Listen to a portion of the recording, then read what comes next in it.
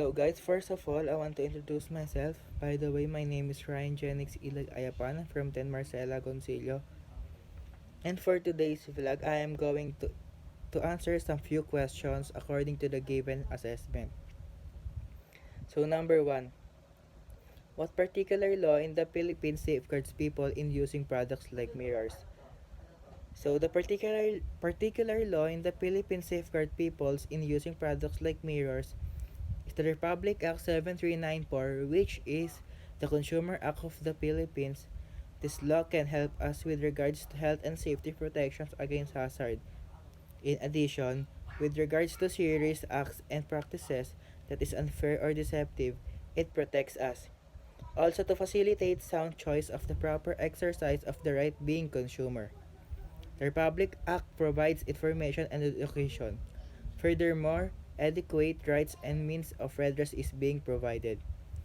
Moreover, in the formulation of social of economic policies, consumer representatives are being involved.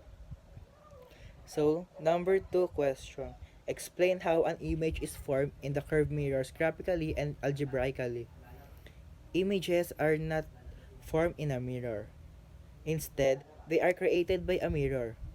The fundamental principle is that light striking a mirror reflects at the same angle as it came in. This gives the impression of an image as far behind the mirror, as the subject is front of it when using a plane or flat mirror. Concave mirrors collect light and produce a smaller images as you get closer to them. They're similar to lenses in this regard, except that the photos are on the same side of the mirror.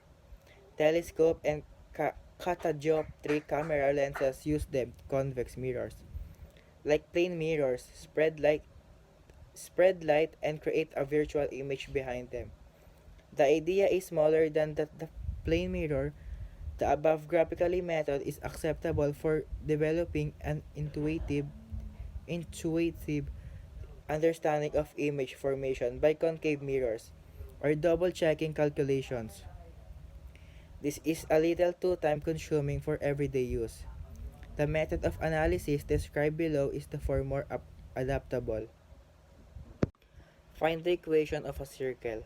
A circle's general equation is quantity of x minus h squared plus y minus k squared is equals to r squared, where quantity y and k are the coordinates of the circle center and r is the circle's radius. If the circle is centered at the origin, h and k are both equal to 0. As a result, the equation of a circle centered as the origin is as follows: x squared plus y squared is equals to r squared. Derivation. The fact that I must use the main rule to derive the formula for the equation of a circle is that the line segment from any point on the circumference to the center is the same length, or radius. As a result, the length of the line segment should be equal to the radius. As an example, consider the point A quantity of x and y on the circle with the center O, h and k. As a result, AO is equals to r. Using the formula distance, quantity of x minus h squared plus y, quantity of y minus k. R quantity of y minus k squared is equals to r squared. So, how to find the coordinates of focal point? Regardless of where the vertex of a parabola is on a graph, impose another graph with the vertex that at that location 0 and 0. The value of A is then all you need to find the focus once you've calculated the distance between the vertex and the focus. Return to your original location and convert to the distance of your parabola.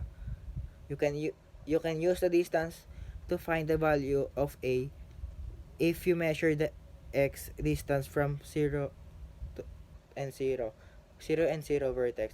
If x is equals to 2, A equals the value divided by 4.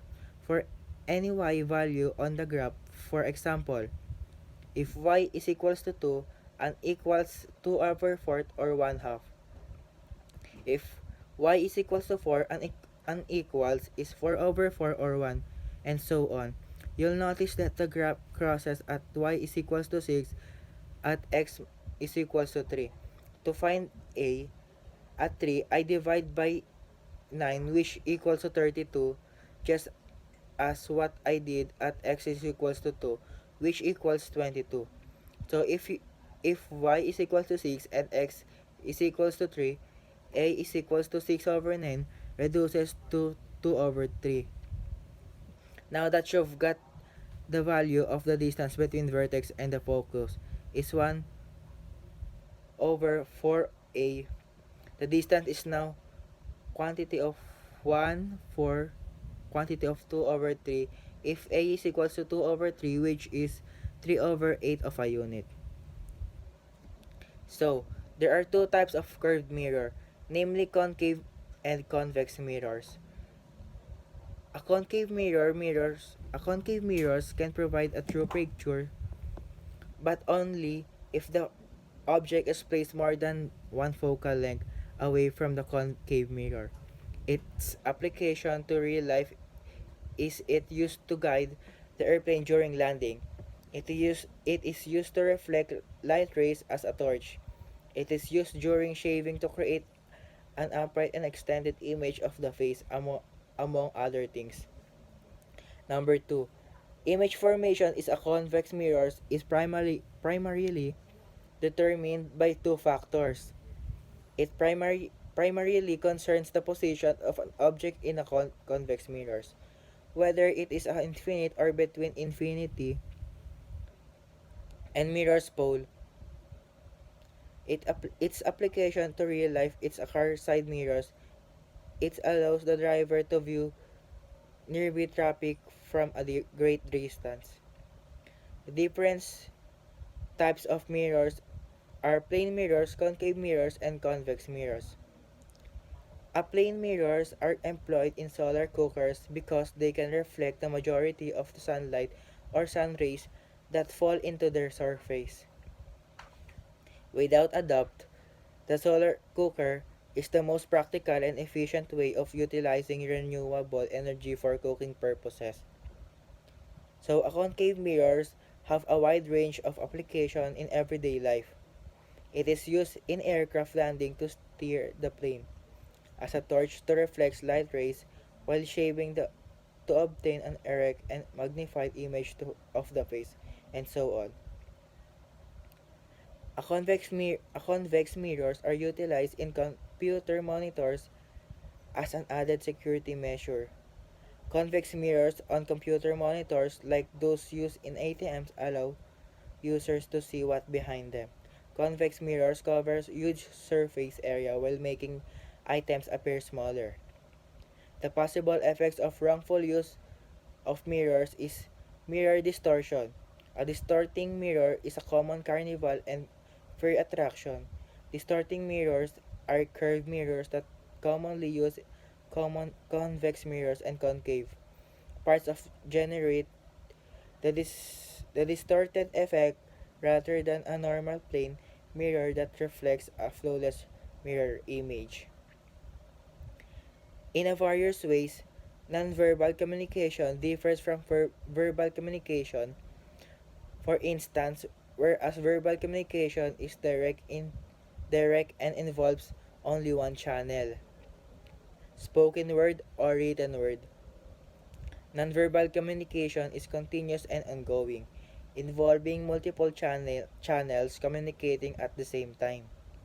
Multimodal communication is a word that describes all of the numerous ways we communicate with each other on a daily basis.